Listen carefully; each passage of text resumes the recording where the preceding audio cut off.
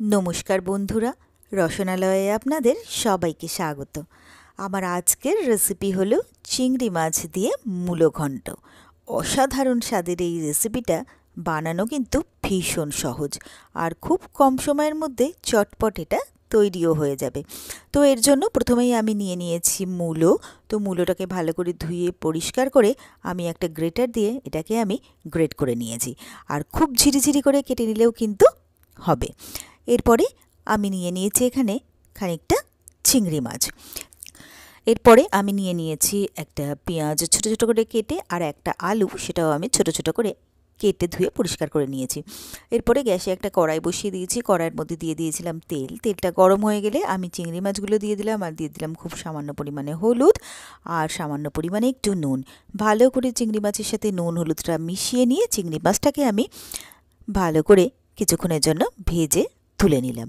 এরপরে কড়ার মধ্যে দিয়ে দিলাম আবারও সর্ষের তেল। তেলটা গরম হয়ে গেলে এখানে দিয়ে দিচ্ছি একটা তেজপাতা আর দুটো শুকনো লঙ্কা ফাটিয়ে, আর 1 চা চামচ গোটা জিরে। এরপরে জিরে, তেজপাতা আর শুকনো লঙ্কাটাকে আমি কয়েক সেকেন্ডের জন্য ভালো করে ভেজে নিচ্ছি। এটা ভাজতে ভাজতে বেশ একটা সুন্দর গন্ধ বেরিয়ে গেছে। এরপরে যে পেঁয়াজ আর আলুটা কেটে রেখেছিলাম, সেই কেটে রাখা পেঁয়াজ আর আলুটা আমি একই সাথে তেলের মধ্যে দিয়ে দিলাম। এরপরে কিছুক্ষণের জন্য এই পেঁয়াজ আর আলুটাকে ভালো করে ভেজে নিলাম। তো এটাকে ভাজা হয়ে গেলে এখানে দিয়ে দিচ্ছি আমি স্বাদ মতো নুন, দিয়ে দিচ্ছি 1/2 চা চামচ হলুদ গুঁড়ো, আর দিয়ে দিচ্ছি 1 চা চামচ জিরে গুঁড়ো, আর এখানে দিয়ে দিচ্ছি আমি 1 চামচ আদা বাটা। এরপরে দিয়ে দিচ্ছি 1 চা চামচ লাল লঙ্কার গুঁড়ো। সবটাকে ভালো করে মিলিয়ে মিশিয়ে নিয়ে আমি এই মশলাটাকে কিছুক্ষণের জন্য ভেজে বা কষিয়ে নিচ্ছি। তো মশলাটা ভালোভাবে কষিয়ে যাওয়ার পরে এখানে যে আমি মূলোটা গ্রেট করে রেখেছিলাম, সেই গ্রেট করে রাখা মূলোটা আমি এই কড়ার মধ্যে দিয়ে দিলাম। এরপরে সবটাকে ভালো করে আমি মিলিয়ে মিশিয়ে নিলাম প্রথমে। তারপরে আমি সব কিছুর সাথে মূলোটাকে কিছুক্ষণ ভেজে নিচ্ছি। তো কিছুক্ষণ মূলোটাকে ভেজে নেওয়ার পরে এটাকে মিনিট 2-এর জন্য আমি ঢাকা দিয়ে দেবো, মূলোটাকে একটু মজিয়ে নেওয়ার জন্য। তো ঢাকনাটা খুলে নিলাম, নেড়ে চেড়ে দেখে নিচ্ছি মূলোটা কিন্তু আমার বেশ ভালোভাবে মজে গেছে। এরপরে যে চিংড়ি মাছগুলো ভেজে রেখেছিলাম, সেই ভেজে রাখা চিংড়ি মাছ আমি এই মূলোর মধ্যে দিয়ে দিলাম। আর দিয়ে দিচ্ছি 2টো কাঁচা লঙ্কা, যেটা আমি স্লিট করে রেখেছিলাম, সেই কাঁচা লঙ্কা 2টো দিয়ে দিলাম। 1/2 চামচ দিয়ে দিলাম গরম মশলার গুঁড়ো। ভালো করে সবটাকে নেড়ে চেড়ে মিশিয়ে নিয়ে আরও একটুক্ষণ এটাকে আমি ভাজা ভাজা করে নিচ্ছি। এরপরে এটাকে আমি আবারও 1.5 থেকে 2 মিনিটের জন্য ঢাকা দিয়ে দিলাম।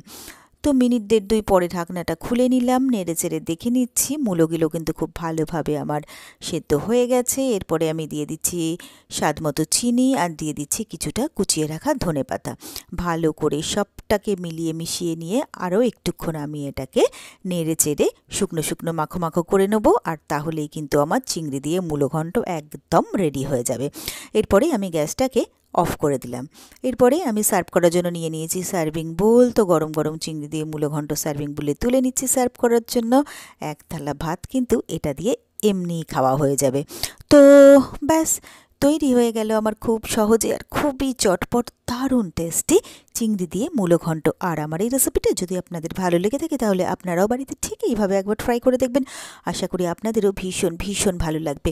আর আমার রেসিপিগুলো যদি আপনাদের ভালো লেগে থাকে তাহলে প্লিজ আমার ভিডিওগুলোতে লাইক, কমেন্টস ও শেয়ার করবেন। আর আমার চ্যানেলটা যদি নতুন চেক করতে থাকেন তাহলে প্লিজ আমার চ্যানেলটাকে সাবস্ক্রাইব করবেন।